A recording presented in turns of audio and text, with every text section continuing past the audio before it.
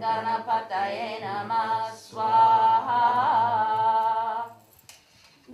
I was ready to drop everything to sit by his feet. He said, no, you finish nursing school and then you come here. So he was a very great guru. He was not interested in just his personal gain, but to see to the upliftment of every person. And also he saw each person for who they were. This is for everyone. It depends on the personality, on your nature. So yoga gives that everyone can express in their own way as they like. Sugandhim Pushtivardhanam Urvarukamila Vandanan Mrityur Mukshiyamamritat Swaha.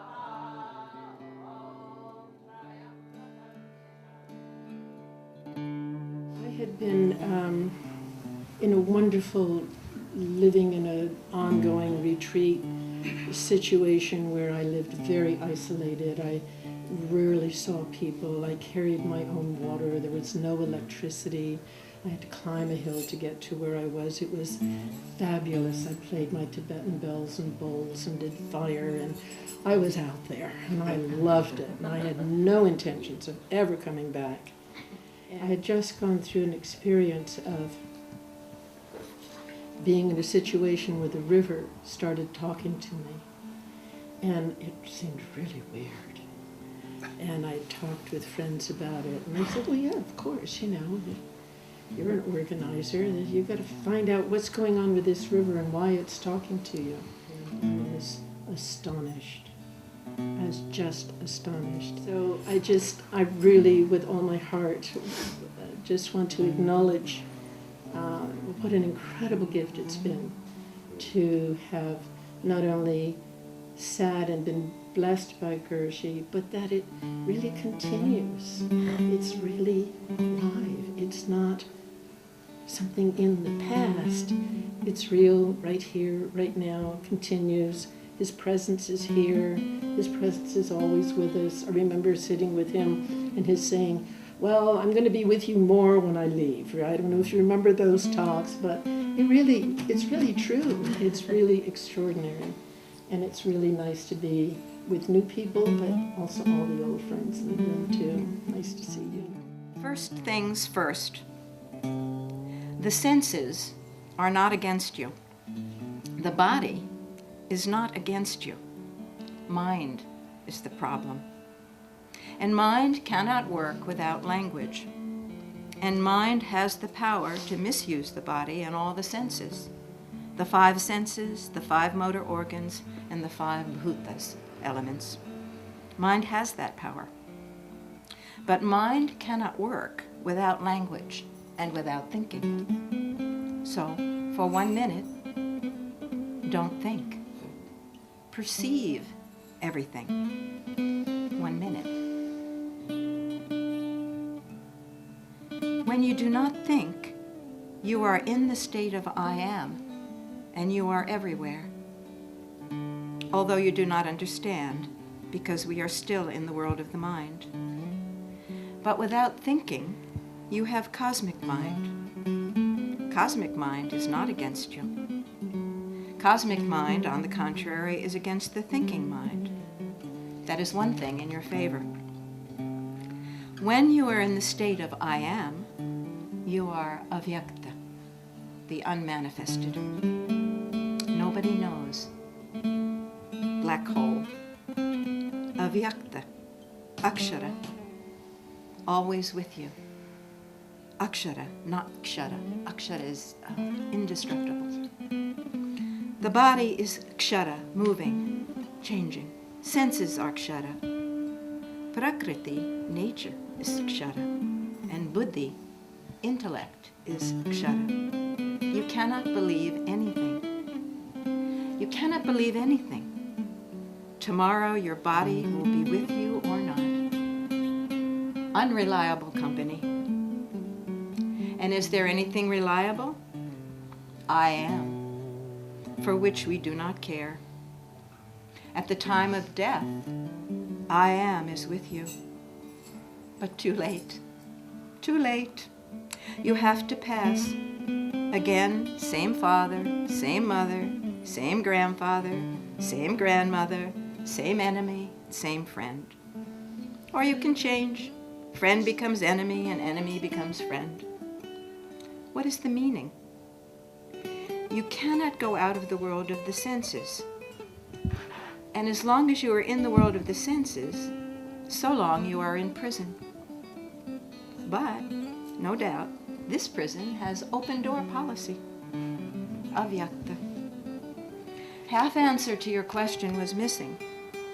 You told, if we are not the body and mind, then what are we doing here? We have knowledge that we are not the body and mind.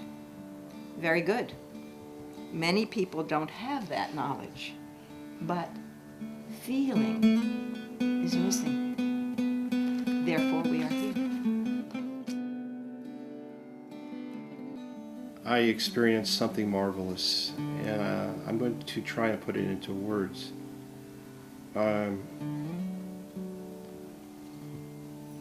My eyes were closed, and I was quiet. My mind was quiet. And like that, I felt my body change into energy. Pulsation, vibration, toes, feet, all the way up. My eyes are still closed. And I'm thinking, this is all within a second. I'm thinking, what is this? Am I still alive? What? And I had no sense of physicality. There was no sense of a corporeal entity here. This was energy. This was total buzzing, vibrating. I could feel every atom, every subatomic particle vibrating and pulsing. Imagine that, from the toenail to the tip of my head, I'm all energy. And then I had a micro thought, the guy behind me has been living here, he must know about this. And everybody's meditating, it's perfectly quiet, and I went thinking to communicate with him. And now we're coming to the end of the first second, and I went, wow, did you feel that? Did you feel that? Silence. Nobody budged, nobody moved. And I'm looking around, and it's like, kind of like the Pentecost, you could see the energy, the prana, on every disciple. And I went, you've got my attention. Because my consciousness is your consciousness. My I is your I, and vice versa. Your consciousness is my consciousness, and your I is my I. I am is the way.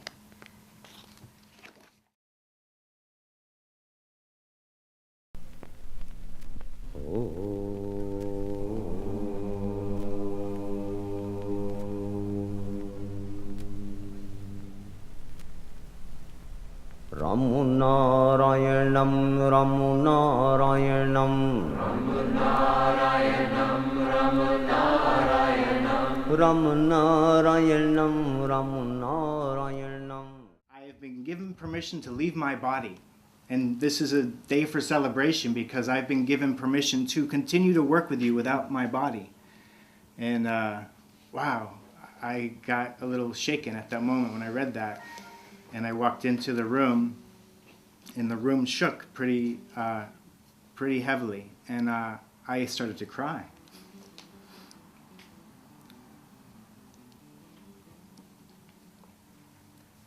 And how do I describe what I saw? The first thing I saw was a lot of love and devotion. I saw this altar. It was a small room, but there was a lot of energy on that table. A lot of thought, a lot of care given to that room. But what I felt more was the teacher, and I can't really put into words, but it was very powerful. And I was filled with love. And unfortunately, my wife didn't feel any of this. You know, this was a special gift from me. It was just personal to me from the teacher. And I don't think anyone could ever take that from me. but I was shaken. I didn't feel quite stable after that, meditation period in that room. I felt fragile, I felt vulnerable, but I also felt something very hopeful for me. So that was my story. And the thing I love about the ashram is there's lots of stories about the teacher. I hear them all the time, and I think that's one of the things that keeps me here. He's still living. That's what I felt. Guru still lives, never dies.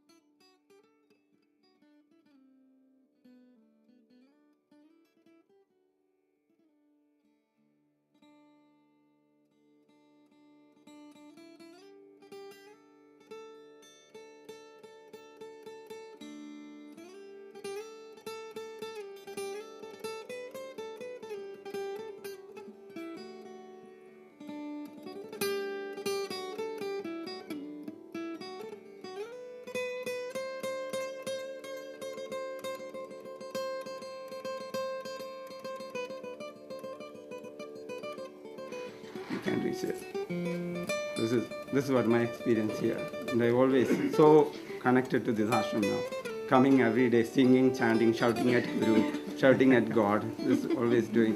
I'm sure he might be having a big problem with me because I chant sometimes till 10 o'clock, sing here so loud.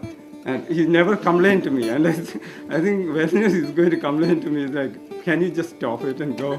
He never say that. I always tell him, like, am I making some noise? And his wife says, you don't worry, it's for this. You sing. And let's just go there. Here.